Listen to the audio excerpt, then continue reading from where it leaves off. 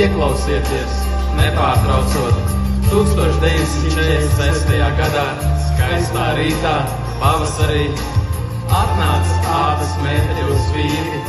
Pie mana vectēva teica, jānāk līdz, gandrīz veselu gadu viņš stūra mājā mocījās.